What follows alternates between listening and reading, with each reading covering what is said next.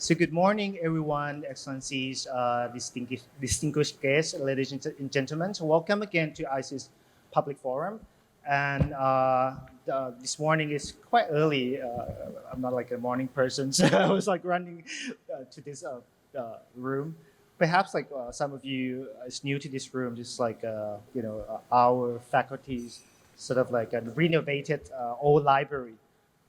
You cannot hear.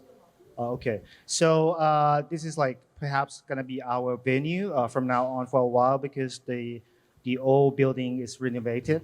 So we have to use this room, and it's quite convenient. It's like a lot of parkings.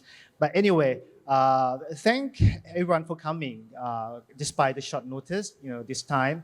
But before we start, I would like to welcome Ambassador Daly to give our opening remarks.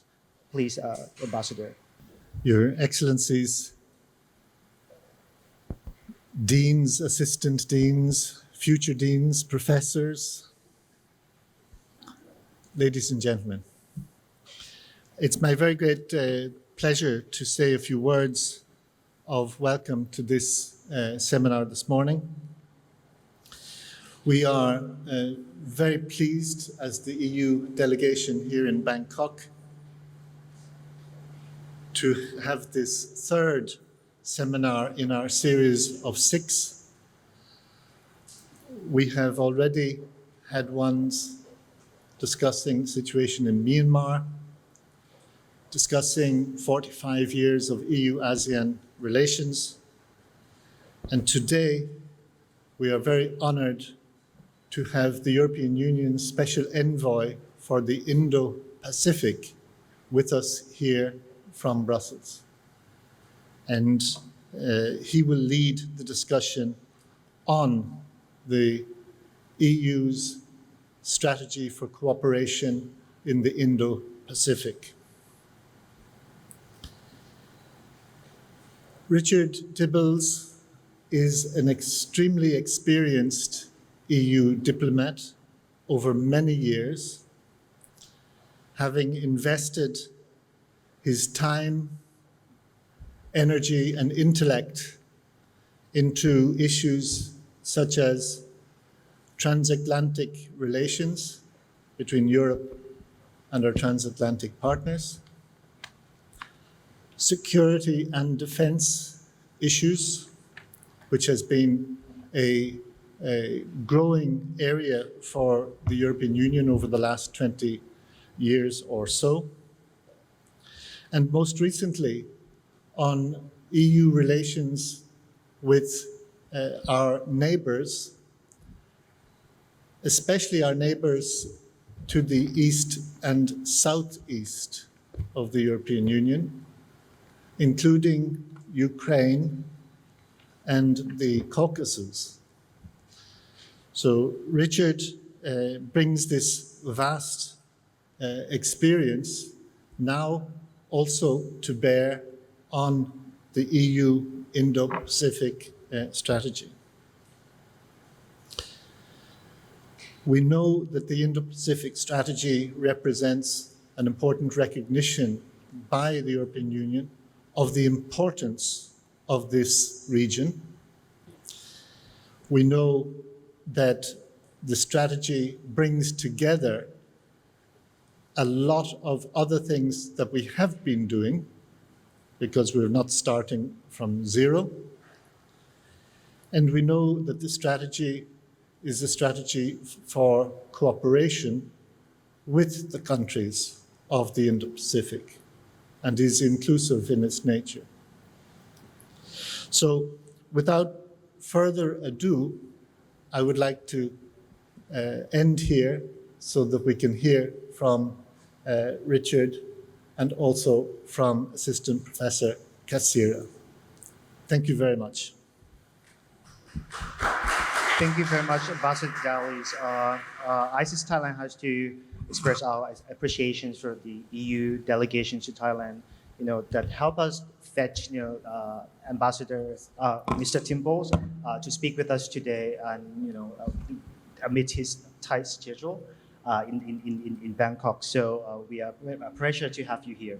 So because Ambassador Dalio already introduced you, properly with like those profiles, and I'm sure he's like very high caliber EU official, that and we are happy to have you, dealing with Indo-Pacific strategy with the region. So without further ado, I would probably ask Mr. Tipos to give a remarks about the Indo-Pacific strategy for the EU. Thank you. You can do both. Sit here. Okay, let's see if the acoustics are good from here, but the microphone seems to be working well. So I stay here. Thank you very much for your introduction. Thanks, David, for your introduction. I really am delighted to be here in Thailand. I started my job on the Indo-Pacific in September of last year. I managed to get to Japan and the Republic of Korea before in December. And now I'm on a 3-country visit to the ASEAN region. Earlier this week, I was in Jakarta. I'm now in Bangkok. And at the beginning of next week, I go on to Manila. I wanted to come to Southeast Asia soon in my term because this is a very, very important and dynamic region. And the EU and ASEAN obviously have very, very special relations, as confirmed by last December's commemorative summit. And I think together we can do a lot to move forward cooperation in the overall Indo-Pacific region, which for the EU goes from the east coast of Africa to the Pacific Islands. So my job is not straightforward, should we say. I have a variety of countries of very, very different nature to keep an eye on. And once again, I'm very, very happy to be in Thailand and able to speak to you today. I don't think anyone can have any doubt about the importance of the Indo-Pacific region. It's globally and certainly for the EU. Just a few statistics. The Indo-Pacific region is the second largest destination for EU goods. The EU is the top foreign direct investment partner of the region. 1/3 of global trade goes through the South China Sea, and 40% of EU trade goes through the Taiwan Strait. So those statistics make it very clear that we need to cooperate more and that the EU is paying close attention to the region. And I have to say that over recent years, the geopolitical situation has made the situation in the region a subject of particular importance to the EU. The global economy will develop primarily in this region, and the EU's prosperity, therefore, is dependent on that. The global strategic and political rivalries are getting more and more evident, and the international order is likely to be shaped in this part of the world. And obviously, we've seen a number of regional hotspots, whether it is the tensions in the Taiwan Strait, whether it's freedom of navigation in the South China Sea, or whether it's the missile launches by North Korea. So all of these reasons mean that our 2021 EU strategy is now even more important in 2023 than it was in 2021.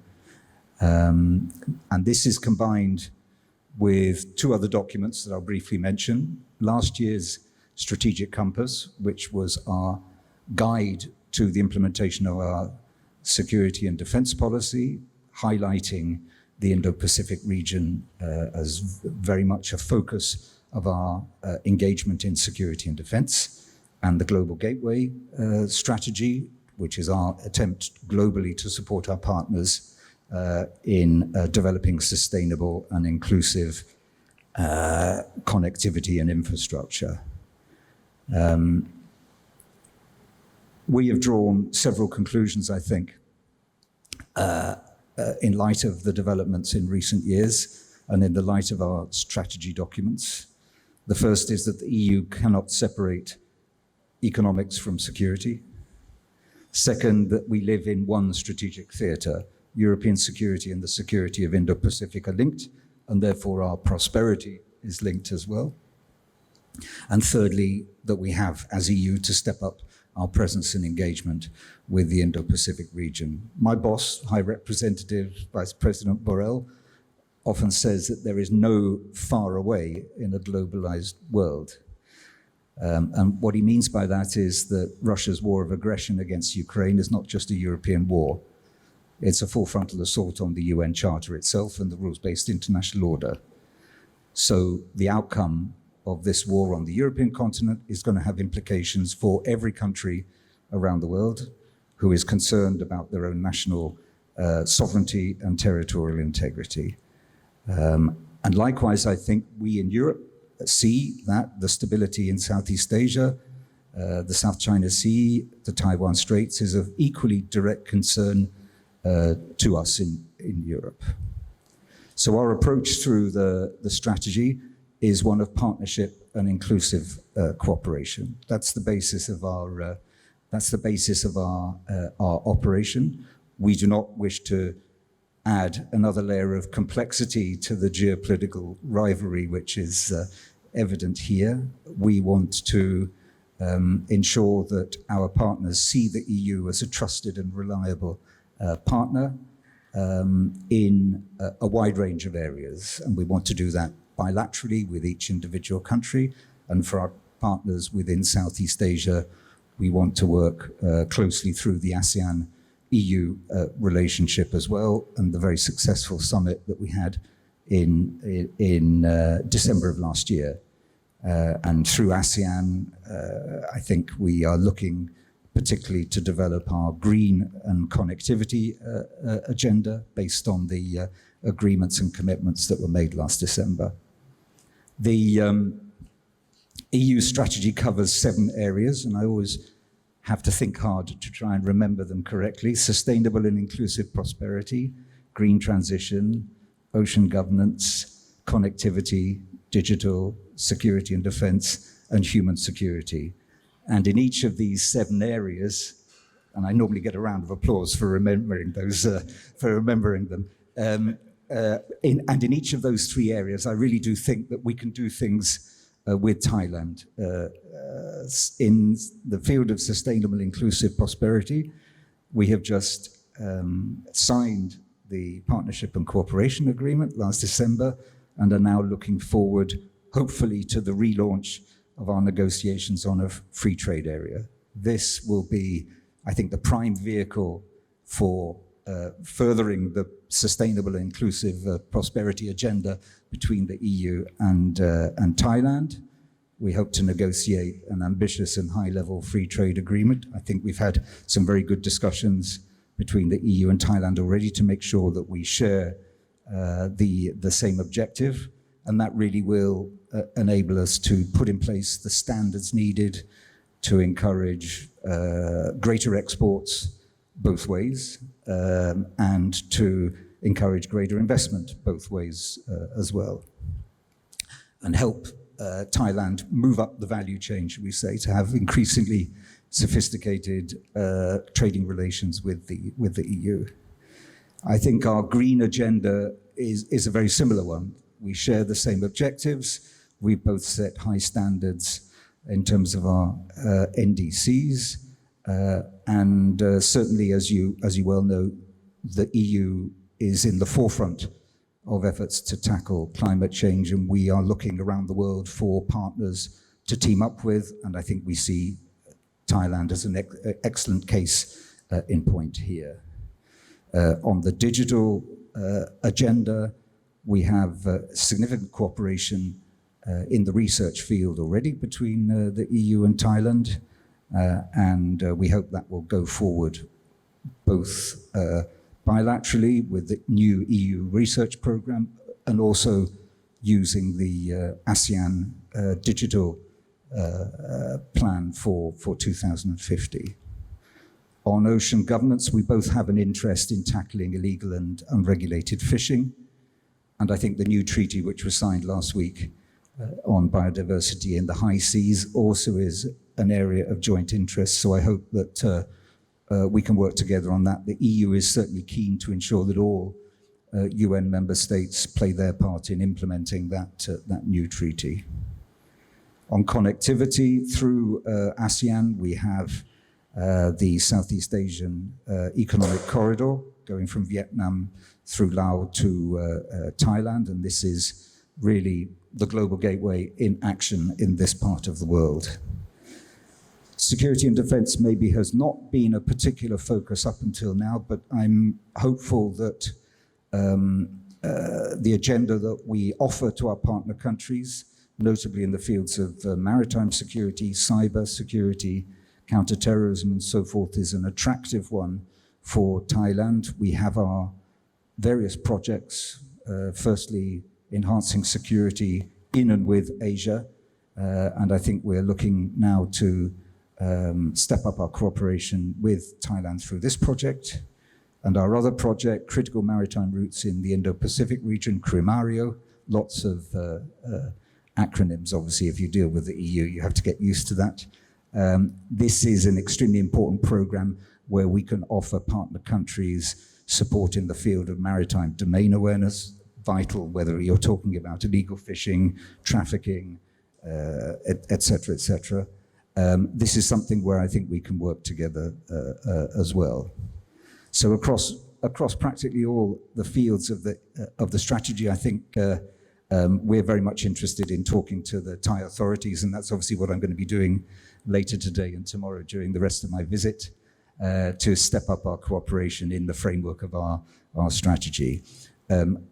I will end by saying I am here to listen, and because I think the EU certainly doesn't have all the answers, particularly when we're talking to such a dynamic part of the world.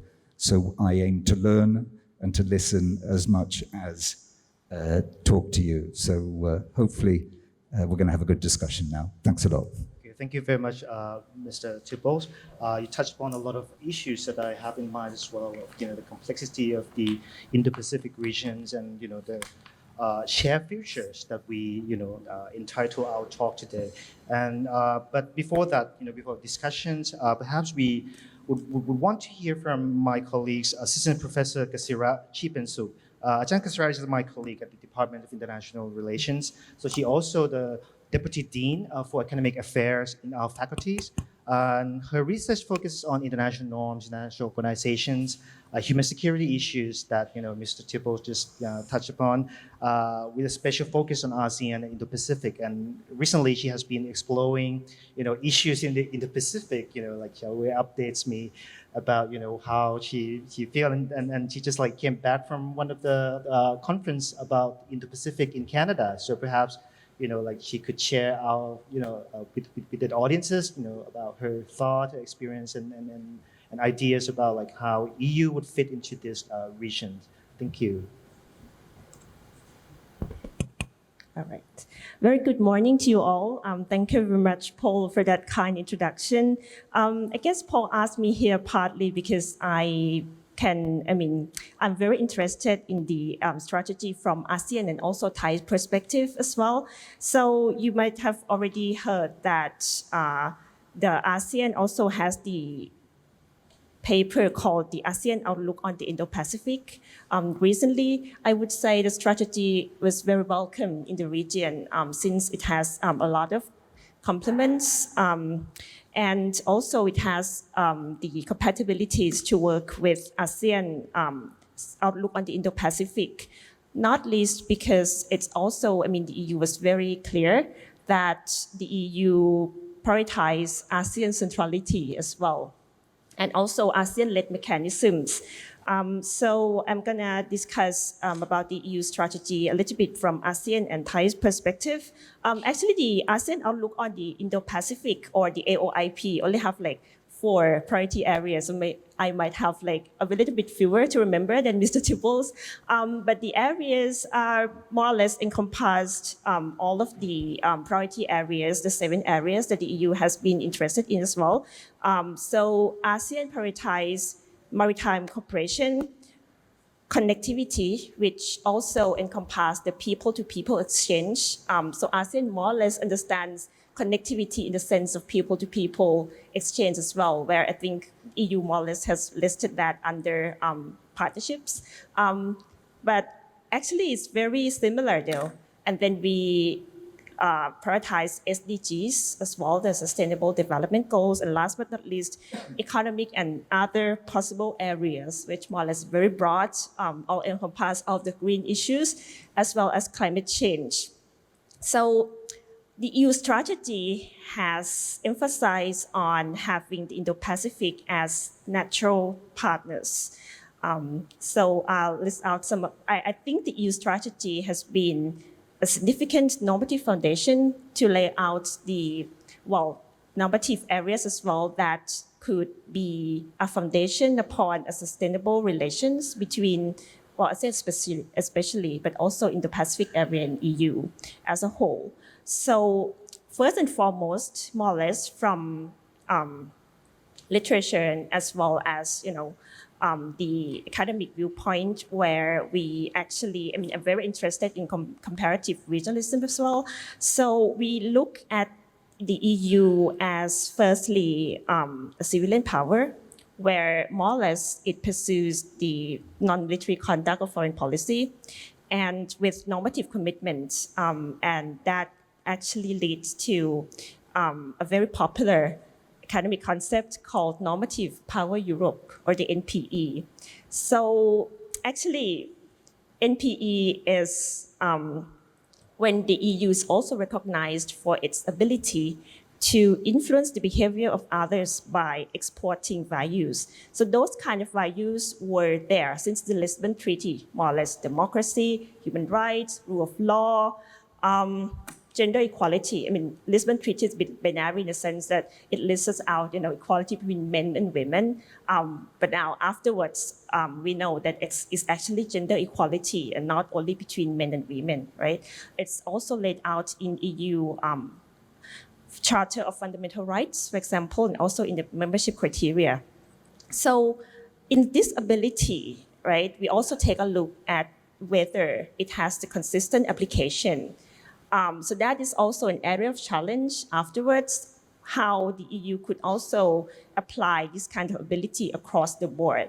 So I know that the EU strategy has listed some of the concrete actions already. Some of them are already, for example, concluded, like the PCAs between Thailand and the EU, but also with other countries as well. So the PCA would serve as a kind of normative, again, foundation for bilateral relations, and they have some of the adaptations, in Vietnam, for example, it read differently than the PCA with Thailand. But I think it's kind of the localization that the EU was trying to prioritize some of the areas that it could actually fruitfully achieve, concretely with that country. So in applying NPE and also laid out in the strategy, I would say that we have to also take a look at whether the EU could shape the conceptions of normality. For example, in the past, maybe Thailand hasn't been very interested in the IUU, for example, but it has changed now. It has to change all of the domestic laws as well to follow with that kinds of commitments. So it's not only for environmental concerns, but the IUU also encompasses those kind of labor rights, for example. So it has some complex and overlap intersectionalities in there as well. So this is how the EU, I would say, extended its own interest to be of others as well by various means, of course. So, for example, in the case of IUU, the EU might issue some of the warning, like yellow card to Thailand if they haven't seen any of the changes. They could actually, that could lead to the ban of fisheries products from Thailand. That would hurt Thailand a lot. So Thailand has to change in this regard. And then those interests also change as well. Firstly, of course, because it wanted to secure the fundamental economic interest. But afterwards, because of the change of law, this could lead to more sustainable change in the future. So what I would do after this is that I would compare a little bit of the areas that I see high compatibilities of the EU strategy with the AOIP. So firstly, I have just to put it out there that I think the strategy has, well, it can serve as a mechanism to boost trust and confidence between the partners as well, more or less. But firstly, towards its commitment of maintaining free and open Indo-Pacific, which would be the interest of all. I mean, it manifested on the emphasis on rules-based international order. That is what the LIP really stressed, So the EU has, the strategy has some concerns about military build-up, including by China. You can't really expect this from the LIP because the LIP would not list out the panda in the room, as we said, right? So they would not actually single out anyone out. But we see this trend from, well, of course, the US, but in the Canada's Indo-Pacific paper as well, right? It also had like tremendous concerns about Chinese trend towards unilateralism. And international rule-based multilateral order is what we in the Pacific also shared with the EU. So we really wanted that. And of course, ASEAN more or less has expressed some of the concerns about the high global military spending, right? But like some of the ASEAN member countries still did that anyway. It's a kind of self-fulfilling prophecy in this regard. But multilateralism in some sense didn't actually boost the sense of security within the region. So more or less, like for example, the groups of AUKUS, so we have like Australia, UK, US, right? That actually kind of geared ASEAN member countries towards more military spending. So it's not like they have more sense of security that way, but because of the EU shared vision of being more inclusive, we don't actually tend to have more mini groups where some would not be included. For example, that's what ASEAN held high. Sometimes, even to the expense of being seen inefficient because it didn't want to exclude anyone from the club. So what is interesting here that ASEAN also shared is that EU emphasized on multifaceted engagement with China.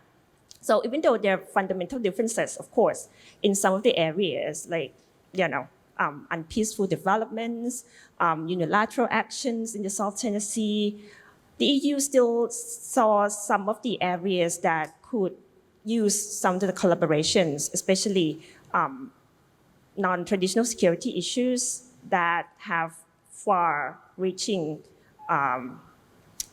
impacts, like environmental concerns, of course, right? Marine debris, marine waste, and of course, marine conservation regarding the biodiversities. So these are still the areas that the EU could, and also has already said that it could cooperate with China.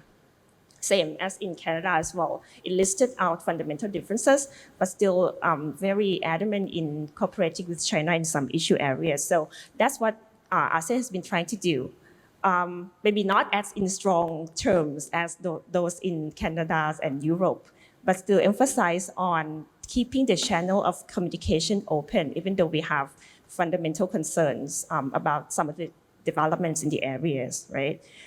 So we, in ASEAN, has been, I would say, quite reassured by the support we had by the EU. Also listed out in the strategy that it would support the Code of Conduct in the South China Sea. We, in Thailand, also try to develop that in the Ministry of Foreign Affairs as well. Other issues in here also encompass maritime cooperation, you would say ocean governance, including the IUU, other defense security like cybersecurity, counterterrorism, capacity building, also joint exercises, also welcome. And we noticed that the EU wanted to participate more meaningfully in, for example, ASEAN security architectures and also some the ADMM plus, the ASEAN Defense Ministerial Meeting plus. And of course, last but not least in this first item, nuclear, right, and arms control. I mean, arms control is high up on the agenda. ASEAN has been quite, I would say, exemplar. That's a strong word though, but it's more or less is the one of the very few zones in the world right now that has a 100% nuclear-free policy. So more or less, like no countries seeking it right now actively. We banned the test in all the 10 member countries. So that could contribute towards the arms control agenda. And that's also very high on the PCA that EU did with Thailand as well. Secondly, of course, green transition and the possibility of green alliances. So the OP has all the green things right, listed under economic and other possible areas of cooperation. We have climate change here, clean energy, very encouraged again by the emphasis on inclusive growth and Thai BCG, right? It's very all the it thing right now. So it's also very much that we could learn from the EU, especially on the green technology and transfer of knowledge. Thirdly, connectivity and digital governance. So both parties are, I mean, Thailand and the EU, but of course, like our neighbors in Indo-Pacific, quite interested in sustainable and inclusive prosperity. So we already concluded the EU-ASEAN Comprehensive Air Transport Agreement. That's like the first block-to-block air transport agreement. So that's quite a development. That complements well with the Master Plan on ASEAN Connectivity 2025, or the MPAC 2025, and as well as the ASEAN Digital Master Plan 2025. So for ASEAN, it has to more or less go hand in hand. We have like roads, rails, infrastructures. We also have to build the digital connectivity within that. So again, in AOIP, we have people-to-people exchange under the connectivity.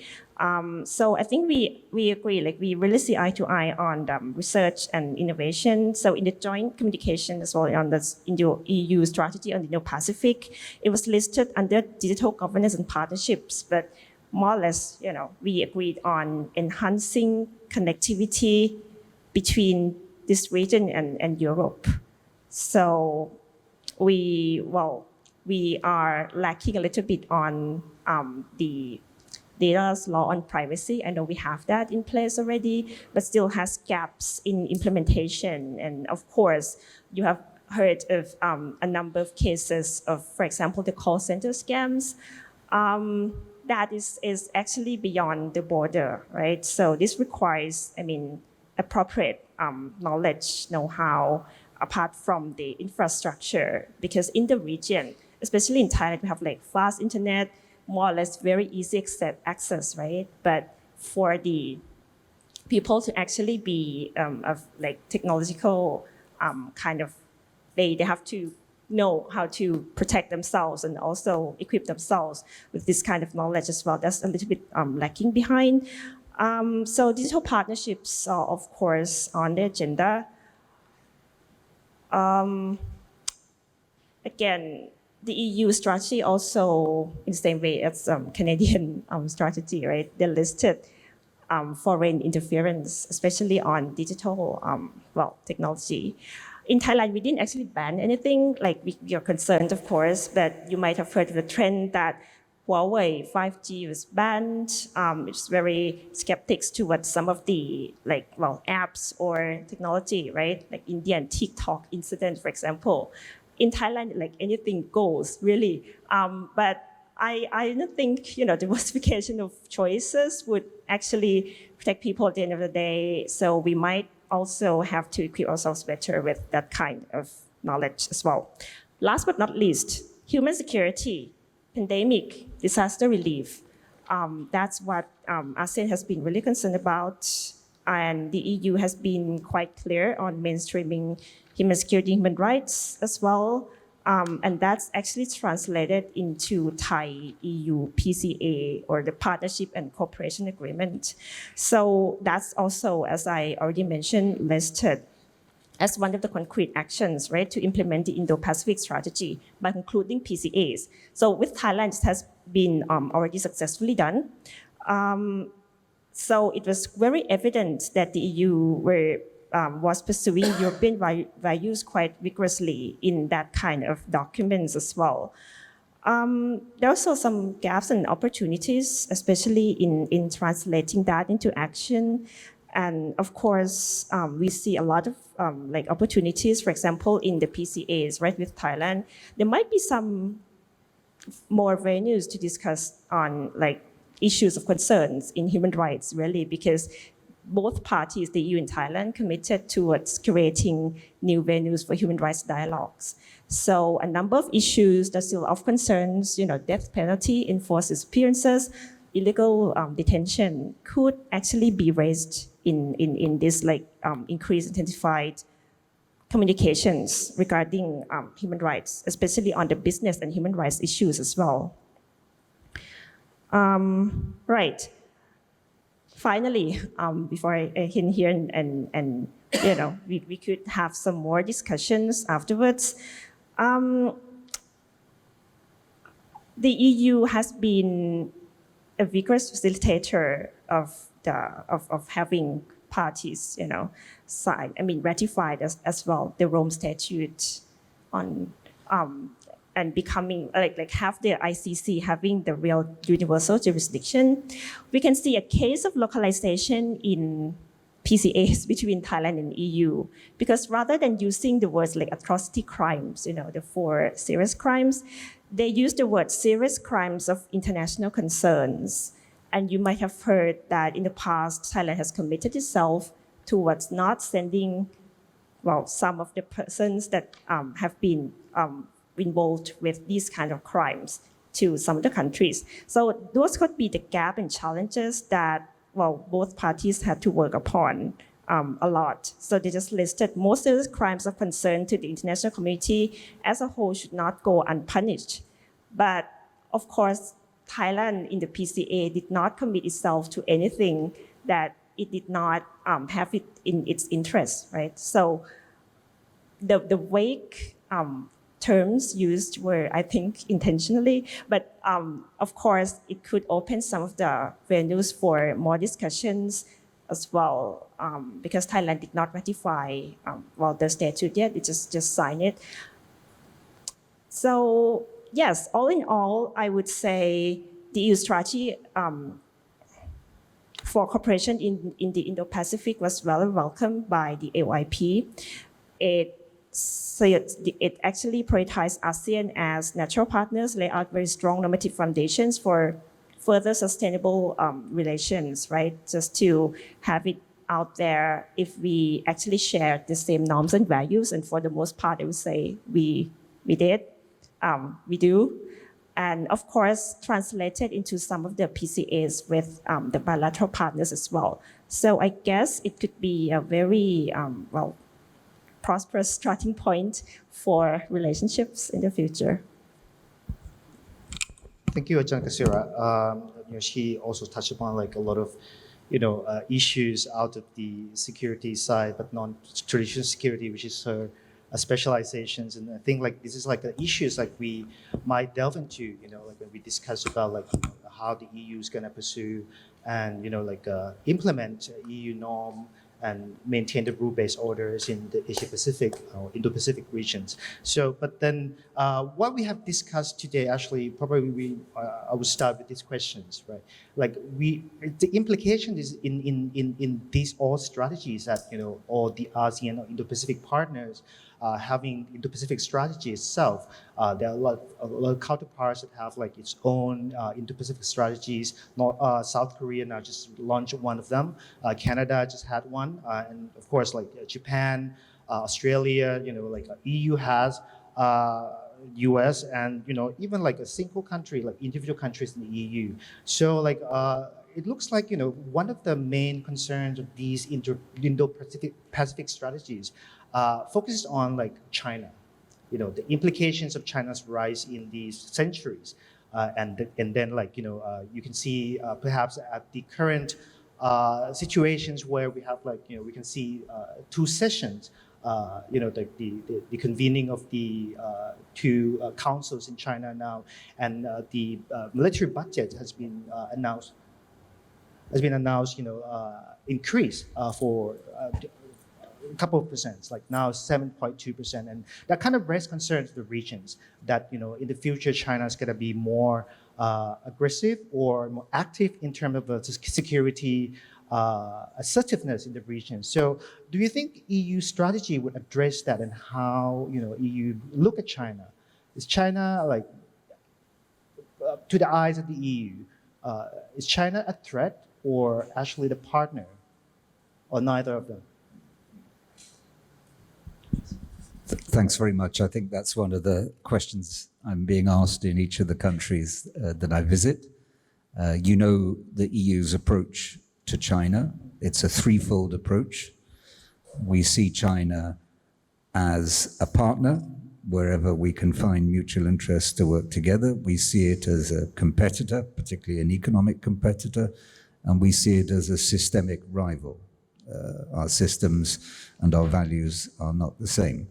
And I don't think I'm revealing a state secret by saying the elements of competition and systemic rivalry are much more to the fore now than partnership. But I do want to share what Kassira has said about the importance of keeping channels of communication open with China. President Michel was in Beijing recently. My boss, High Representative Borrell, has seen his counterparts recently.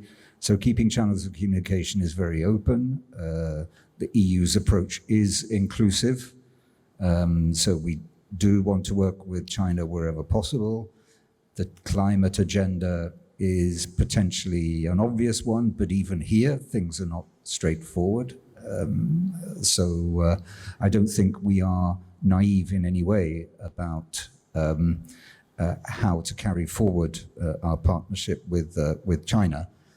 On the Indo-Pacific, I mean, I agree with you that the majority, in fact all of the strategies that have been issued on the Indo-Pacific are very, very similar.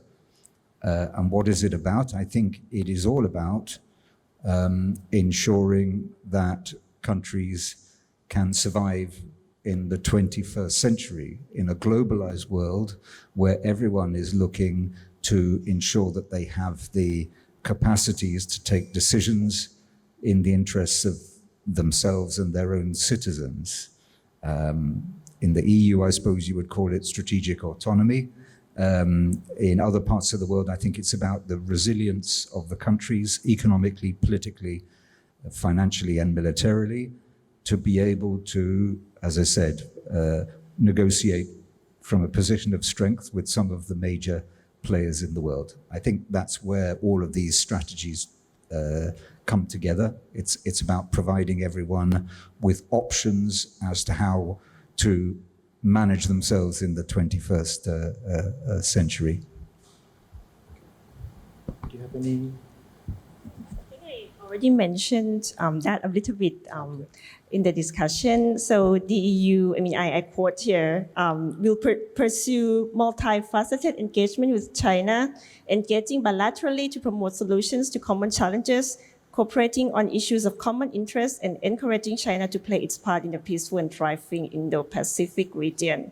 So it also said that EU would promote its values while pushing back where fundamental disagreements exist with China, such as on human rights. So the fundamental disagreements did not only exist in area of, like maybe traditional security, like what you saw in the hotspots in South China Sea or the creation of artificial island, but also on the issues of human rights and also protections of minorities' rights and other forced labors or such things.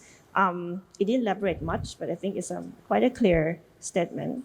Okay, but like on the other hand, like you can see the EU is expanding its security cooperations with Indo-Pacific partners, and do you think and with other programs, even like individual EU country would have like naval expansions in the regions, and then do you think this is going to be like interpreted as like confronting China or containing China, together with all the Western, especially the United States, in these regions. And do you think like the Chinese gonna look at this movement, in the positive or like in the cautious way, and how the EU is gonna, tell China that that this is like not going to threaten China's security? Well, you'll have to ask the Chinese about that, of course. Let me come back and make the central point that we want to be present and we want to be engaged with the countries of the region to demonstrate that the EU is a geopolitical actor defending our interests and values around the world and wanting to make sure that we work with partners to uphold the rules-based international order. That is our key concern, and that therefore we obviously want to see progress on the South China Sea. Code of Conduct is obviously an example of where we see hopefully China and ASEAN members working together to enhance the rules-based international order in this part of the world, and our security cooperation in maritime areas and other are precisely designed to enhance the capacities of our partner countries to be able to negotiate from a stronger position. And you mentioned our wish to join the ASEAN Defence Ministers meeting plus. I think I would have mentioned, I'm going to be mentioning that obviously in my meetings with officials today. I think it is another sign of the EU wanting to engage with us in as many places as possible to demonstrate we're there to support and uphold our values and interests. Again, I think the naval presence would be most welcome in the sense that it serves as one of the mechanisms to boost more trust and confidence building. So in the capacity of, joint exercises, but also to increase capacity or to have the exercise on capacity building of the partners. So not necessarily, I would say like ASEAN as well, right, would want the presence in the sense of like more deployments per se, but it would welcome more joint exercises. But the most important thing is that the principle of, for example, freedom of navigation or like the message that UN clause has to be upheld would be supported by this kind of presence. So not in the military sense per se. I mean, of course, it is overlapped, but I would not say that the pure hard presence of like just more deployments, more personals, even more submarines or ships or warships would be welcome purely because it was there. The presence has to ensure that the partners and the EU saw eye to eye that we are there to uphold the principles in UN clause, for example. Okay, so but you're trying to cooperate with China at the same time. You tell the Chinese that if you go beyond what we uphold, we are ready to just respond. But then how are you going to evaluate the EU's roles in these Indo-Pacific regions as far as you has taken this position since last years? So how successful do you think the EU's Indo-Pacific strategies, or how much the ASEAN countries or Indo-Pacific countries welcome this approach? So since you travel to many countries, how's the success, and how do you evaluate the success? What do you think we should look at? I mean, I think it is early days yet, but as David said in his introduction, we don't start off with the strategy in 2021. We build on a very strong set of bilateral and regional relationships already. And I go back to what I said at the beginning. I do think that the EU is regarded as a trusted and reliable partner. You called us a normative power. I think that's the basis. I think we want to move beyond just being normative into having a stronger presence and a stronger engagement for the sake of our mutual resilience. So we will have to see. It's early days yet about how to judge the success of the strategy, but obviously our partner countries are expecting us to be present. Firstly, I think it sounds basic, but the world, despite the globalized world, it's still quite a big place. So being present and active in regional and bilateral fora is important. And then being able to offer concrete things through the Global Gateway, through our security and defense projects, being active in multilateral fora on the green agenda. All of these things, I think, are designed to enhance greater contacts between us so that we understand each other better. And you in the Indo-Pacific region see the value added of having the EU as a partner. Right, that's a very difficult question to answer. I mean, that's exactly the same question that was asked in Canada. Like, how would you know, right? What's the impact? Or like, okay, you have this very beautiful strategy laid out, but in the end, can you achieve what you want? Or it might not be that clear from the strategy what you even want. Like everyone wants peace, right? So the Canadian version will also ask the same thing.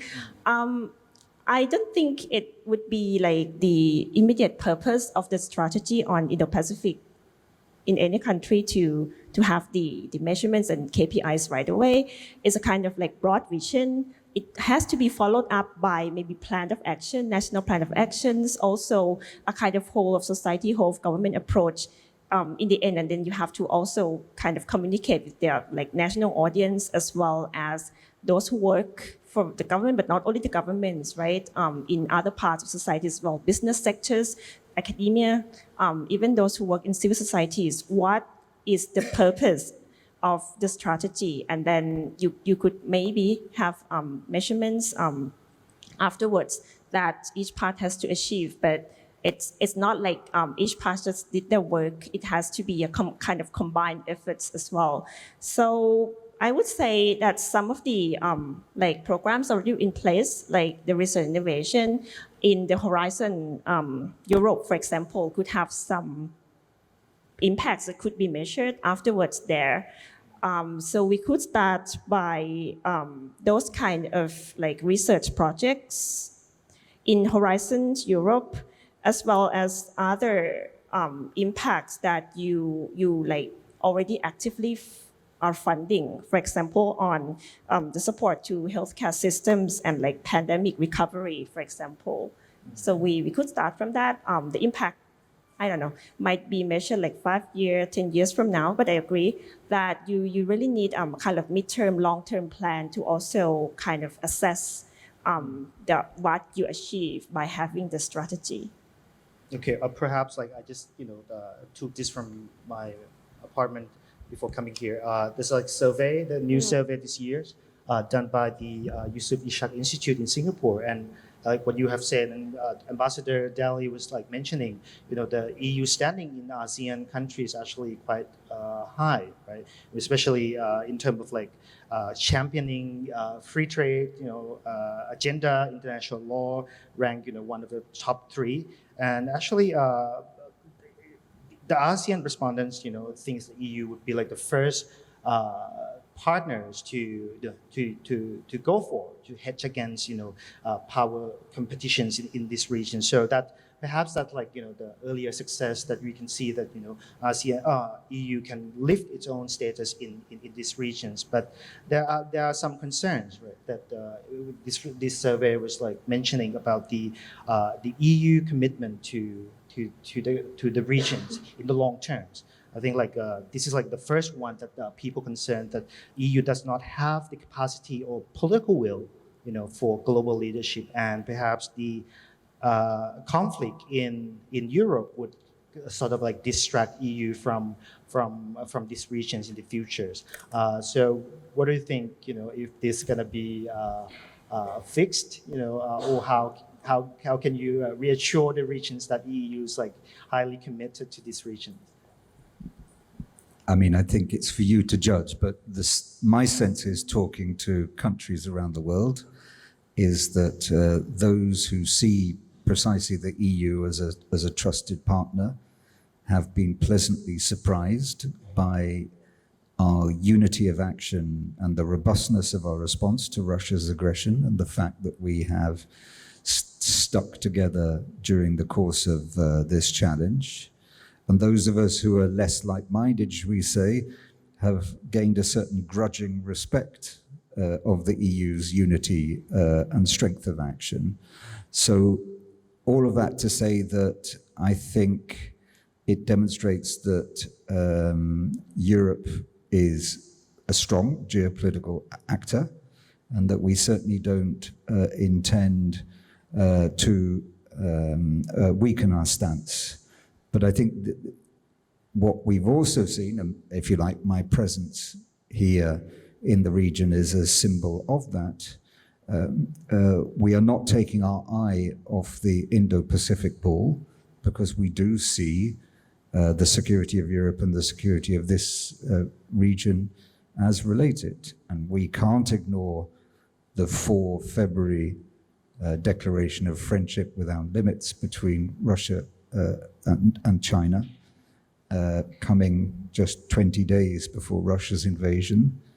And we have observed closely China's stance on the invasion since then. So we do see there is a close linkage between European security and the security of this region. And therefore, we are certainly not going to weaken our presence, commitment, or engagement to this region, because we see that is part of the answer to ensuring the respect of the UN Charter, the international rules-based order, national sovereignty and territorial integrity on the European continent as elsewhere. As I said, we're in a joined-up world. So the EU is firmly committed to this region as we deal with our problems closer to home. Thank you. Perhaps we have more time for questions from audiences. If you have any questions, you can raise your hand, introduce yourself, and our staff's going to give you a microphone. My name is Andre Smit. I'm from the International Committee of the Red Cross. I work on maritime matters in Asia-Pacific. My question is really about, and thank you very much for this presentation. It is very insightful. So I want to focus on some of the remarks that were made about the interrelatedness of the security of the regions. The EU has had its own military operations, particularly naval operations. So my specific question would be, is there any intention at this point that the EU will extend a naval presence as the EU into this region, as it has done in other instances? I think of EU NAVFOR Atlanta and the EU as EU engaging in anti-piracy outside the immediate EU region as examples. So this seems to be an indication that that might be an option. Is there a will to do that, or a decision? Is it on the cards? Thank you. Thanks very much. Very good question, because I haven't covered this really so far, so I'm pleased to have the opportunity. We do indeed have our operation up in the northwest part of the Indo-Pacific region called Operation Atalanta. And what we have decided now with our security and defense document called the Strategic Compass is to try and extend the concept of coordinated maritime presence into the Indo-Pacific region. We have had such an enterprise on the other coast of Africa, West Africa, in the Gulf of Guinea, where our objective is to try and ensure a constant EU naval presence, as, if you like, a deterrent to any illegal action going on there. We are now importing that concept into the Northwest Indian Ocean, and my colleagues in Brussels are now in close consultations with member states so that we do try and coordinate the planning of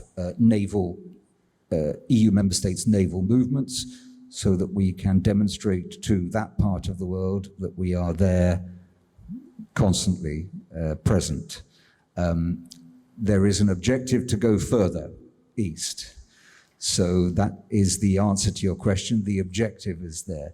But obviously the EU itself does not have ships, navies, armies, and air forces. We rely on the capacities of our member states. We are obviously working to enhance the capacities of our member states through a number of actions. But the rollout of the concept of coordinated maritime presences further east into the Indo-Pacific region will have to depend on our member states working together and enabling the assets to be deployed in that region. We've seen over the past couple of years German and Dutch naval deployments. I think we're expecting an Italian naval deployment this year in this part of the world, in addition to the French deployments. France obviously having territory both in the Indian and the Pacific Ocean. So it's going to take some time and requiring some investment in naval capacities, but the objective and the intention is certainly there. Good morning, my name is Christian Bergwer from the Royal Netherlands Embassy here in Bangkok. First of all, thank you very much for your very useful and interesting insights this morning. My question is perhaps to Professor Dr. Kasira. To what extent do countries like Thailand or other countries within the ASEAN region really want the EU to be active in the Pacific? To what extent do they find it important that the EU, perhaps as a third partner, is active here in this region and has it as a strategic priority as well? Thank you. Of course, say that they would welcome more EU presence. I think it's very important that the EU allowed enough space for maneuvering for the country that the EU is actually having more intensified relations as well. I mean, the PCAs themselves are evidence that Thailand kind of committed. As I said, it didn't commit more than it already committed itself. But again, it's more or less codified that this is the list of priorities. For example, arms control, some of the human rights issues, serious crimes. So I would say that they would welcome it, but in the sense that the EU was making sure as well that when it came to the time of importance, they would not actually interfere, which I think is already the case, but the EU has to kind of do this anyways, not interfering, but commenting, right? For example, if there's issue of concerns in the past, the EU has made statements before, not really welcomed by the government, right? But it had to be done because, well, the EU more or less had to show concerns of more like violent crackdowns on protesters or concerns on free and fair election. So, I mean, the best case scenario would be the EU providing support from the distance. The Thai government officially, as seen in the PCAs, would welcome that kind of support, but mainly because it made impacts on the trade sector as well. And it has been, a lot has to be changed and affecting some of the SMEs as well. But on like the higher level than that, the EU has been making change in the IUU or had shown some concerns and offer to observe elections, right? It was like just turned down because Thailand did not welcome that kind of offer. So I think it's balanced now. It isn't an issue because, well, Thailand is going to election, but maybe, I don't know, if they can have some proof that they can have the, well, free and fair election, then maybe the EU would not have to make any of statements. From academic viewpoint, though, I would say that those kind of statements are quite important. It has to be done as well, especially on human rights concerns, right? Not only in illegal detention or detention of youth and children, but of course in other areas, like we have seen the efforts to combine, to actually exclude forced labor from the products. And that's actually, well, just 8-9 years ago, there were reports that like 5 sectors at least in Thailand have been affected by forced labor, especially those in fisheries. And since those kind of change, not only by EU though, but by the international community as well, child and forced labor has been lessened just a little bit. So I would say, again, that officially the presence is welcome, consolidated by the PCAs. When the challenge actually arises, Thailand had to be reassured that they would not really comment in the way that would show Thailand in a like having bad image to the world. But I say that would be kind of unavoidable though, in having these kind of relationships built on normative policy. You know what I mean? Do you have any response? Only to repeat, I think we are regarded as a trusted and reliable partner. It's because we offer things that maybe other partners don't offer, and we do it in a way which emphasizes cooperation and listening. I wanted to pick up 2 points that you've mentioned earlier on. People to people. If I didn't mention people to people, that's not because we don't think it's important. It's one of the basic things we do, and I'm sure the more we talk to each other, the more people-to-people contacts we will want to have. And the comprehensive air transport agreement between the EU and ASEAN that you mentioned, I think, is vital here. It's a unique thing. It's the first block-to-block air liberalization agreement. So it's extremely significant. And not only should that encourage greater trade, but also greater capacity for tourism and student exchanges and so forth. So more people to people, definitely. Okay, thank you. Personally, I think the Thai government needs a lot of nudges, in many issue areas that like especially human rights and democracies, and then with that kind of obstacle, do you think the EU would have to calibrate any strategies to deal with this kind of obstacle to promotion of the human rights and democracy in many countries, not only Thailand, but if many Southeast Asian countries or in the regions are still sort of not fully democratic countries, and any calibrations of the strategies to fit into this kind of environment. I mean, on human rights, I mean, the EU is not inventing anything new. Yeah. What we're seeking is partner countries' respect for the international norms that those partner countries themselves have signed up to in the UN and other contexts. We now have the PCA, which will enable us to have a more structured dialogue with our Thai friends on human rights issues. This is not unusual, as you said. It's something we have with most countries with whom we have this type of agreement.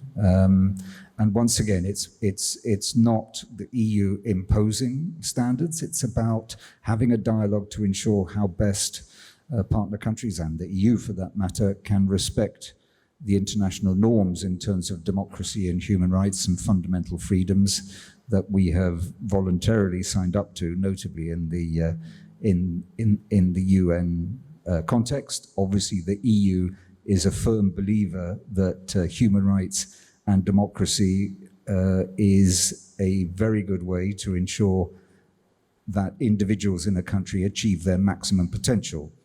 And that is good politically and economically for any country. That's where obviously we stand, and we will continue to argue that case with each of our partners.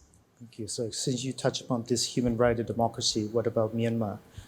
It's kind of hot to issues in the Pacific, especially in ASEAN.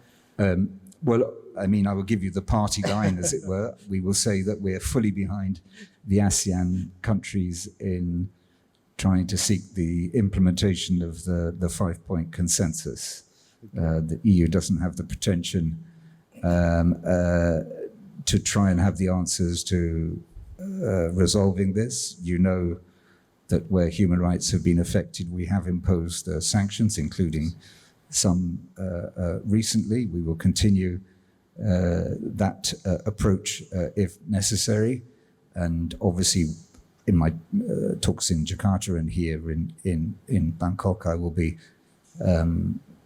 listening to the authorities' representatives to see how they see the process of implementation of the 5-point consensus going forward, particularly this year, which will be an important year. Thank you. Any more questions? Hi, my name is Naratjaya Tanchaphatkul from the 101.world and online media. My question would be to Mr. Tibble. So first of all, thank you for this fruitful discussion. My question is that, from my understanding, the EU member states also have their own Indo-Pacific strategies. So how does the EU coordinate or synergize the EU Indo-Pacific strategy with the EU member states on EU Indo-Pacific strategy? Thank you.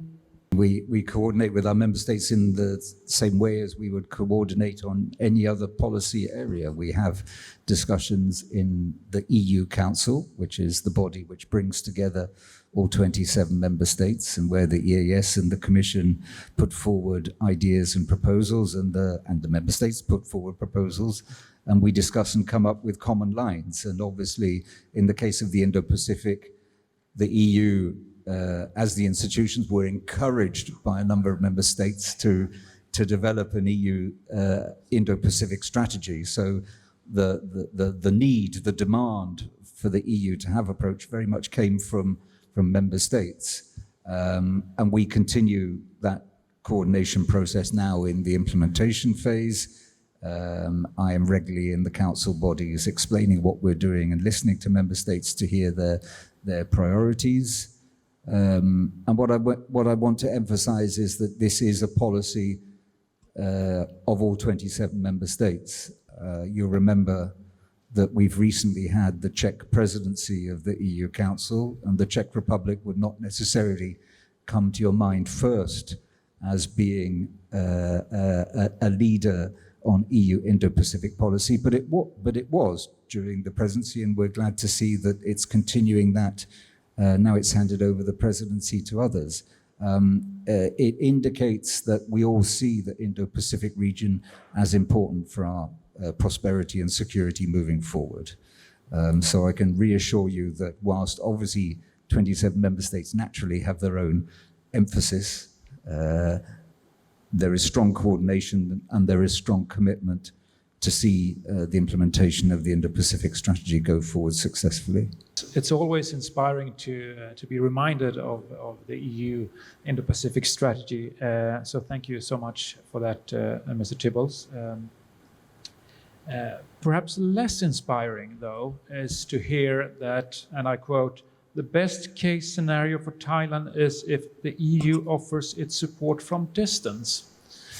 I think it's important here to underline that, in my view, Thailand should acknowledge the benefits and the merits of this strategy. As Mr. Tibbles mentioned, we want to be engaged in as many areas as possible. And I mean, this is not only in our interest. This is, of course, something that we need to do and we want to do together with our partners. So I would say that there is some work to be done here, and that can only be done, of course, in a continued dialogue. But it's nevertheless very, very important. More of a comment than a question, but it relates also to what we heard about the level of commitment and to what extent Thailand and other ASEAN countries actually do welcome this EU engagement. Thank you. I mean, I do agree with you. I'm not sure if the Thai government would agree. But of course, we acknowledge, we welcome the engagements. But as you already know, like Thailand committed to a lot of things, you know. And of course, the non-refoulement was even mentioned in the PCA. There's a gaps, of course, in implementing that. Thai government more or less doesn't actually work well or respond well to pressure. So it wanted the safe distance. It welcomed the engagement, especially in research and innovation, P2P exchange, trade, environmental sector. But we came to really important issues of maybe like crucial human rights. It welcomed these human rights dialogues. It will depend on the EU as well whether they wanted to raise these kind of issues in those increased venues of dialogues that would be provided by the PCA. Thank you. My name is Konradin Rossi. I'm the Deputy Head of Mission of the Swiss Embassy here in Bangkok. Thank you very much for organizing this panel this morning. Very, very interesting. We are talking about the EU's vision for Indo-Pacific. Switzerland, probably no one has heard of it, but we have also just recently published a Southeast Asia strategy. So a bit another view, a little bit on the geographically speaking. My question to the two professors, perhaps, where do we stand with regard to the country of this region, ASEAN or individual countries publishing or similar strategies with regard to how they want to strategically interact with other regions, including the EU? You know, do we see this kind of strategic positioning, or my impression is it's much more reactive, assessing how partners like the EU, like others, how do they want to interact with us? But what about forward thinking? Okay, how do we want to interact with other regions? Thank you. Thank you. That's good questions. That's a good questions, and I doubt you have like a common strategy on any issues in ASEAN.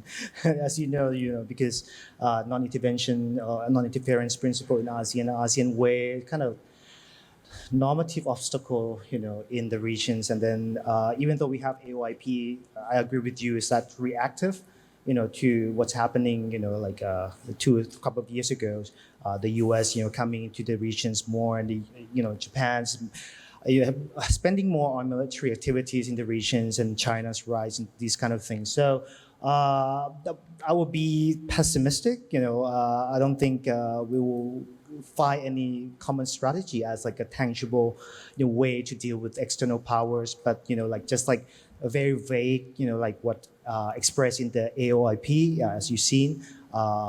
Individual countries, I don't think they want anything, like in the very clear ways. As you know, like in Thailand, we better stay in the middle and be ambiguous, with the external powers. And then I think that's the traditional ways of how these Southeast Asian states reacts to great power pressures from outside the regions. But I hope I just hope everyone has a wishful thinking that ASEAN is gonna at least have some progress in the futures. But at the current moment, I think you're gonna see this kind of reactive nature of ASEAN countries towards these external powers.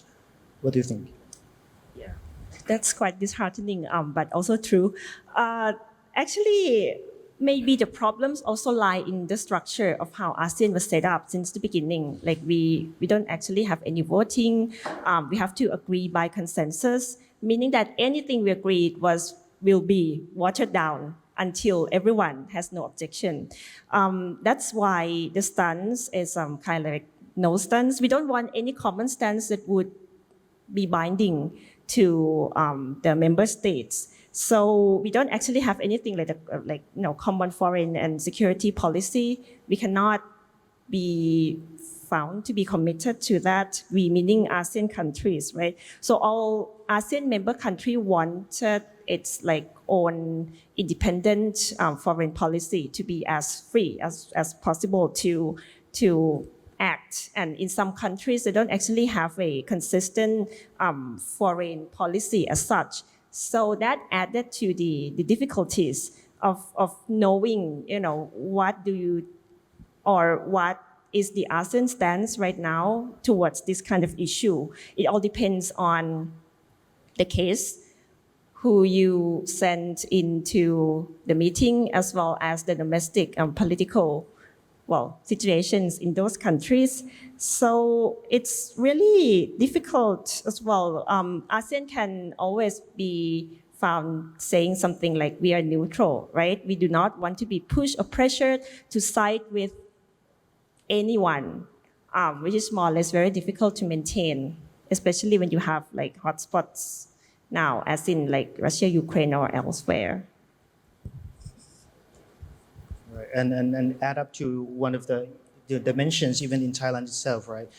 We have the security alliance with the United States, and actually the recent survey done by the Australian scholars, it shows that actually, China is less seen as a threat compared to the United States. That's a surprising survey, even though we have the security tight, for a long time during the Cold War until now, but now China is like, be seen as more friendly to the Thai government and the military, officials. So even like within Thailand itself, right? I mean, like that's if you just like look at the regional level, I think there's going to be like a lot of differences and like differences and nuances, across the region. So that's very difficult, to achieve. I'm Thanakan from the Office of the National Security Councils. And thank you for the useful event today.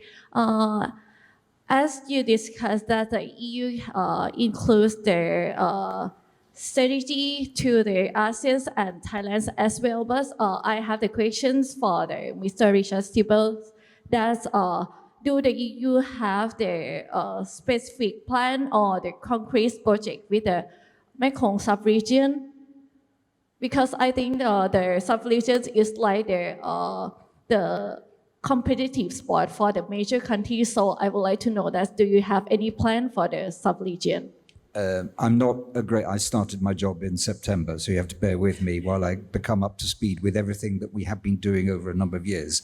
We do work closely with the Mekong River Commission, and I think that's the focus of our work with the Mekong region going forward. But I've also mentioned the project that we're now envisaging via the Global Gateway of the Southeast Asia economic corridor between Vietnam, Laos, and Thailand. So those are the two things that I can refer to. But I think you're right. We have to get concrete. We have to be able to demonstrate that we are there, not just me talking, but that the EU, its member states, and its companies are increasingly present here. Thank you, Joe. Can I just say, in answer to the question posed by this colleague from the Swiss embassy, I mean, I think you have great potential here. So, I mean, I don't think you should be shy about putting forward your views. And how can I put it? Sitting on the fence or imagining that you have to keep your head down whilst big powers play their game at another level, I'm not sure whether that is always in your best interest. So I think an increasing political self-confidence from Southeast Asia would actually be a plus for the EU and for the rules-based international order. So that would be, I think, my one piece of advice going forward. I agree totally. That this region is very complex, and like as you have taken these positions, and you will deal with these complexities, across Indo-Pacific regions, not only ASEAN, but other part of the region as well. So it's both like like challenges for the EU's, and also like if you succeed, in this kind of a strategy, it could be like opportunity for EU, presence in this region. So thank you very much. This is like a good opportunity to talk to you, good information, good discussions, and a lot of good questions from the audiences. And thank you everyone for coming here. And please, before you leave, fill in the survey form. Place on your chairs, but please join me to give big applause to our speakers, which is Mr. Timbos, Jan Kasira, and thank you very much for EU delegation for supporting. Thank you very much.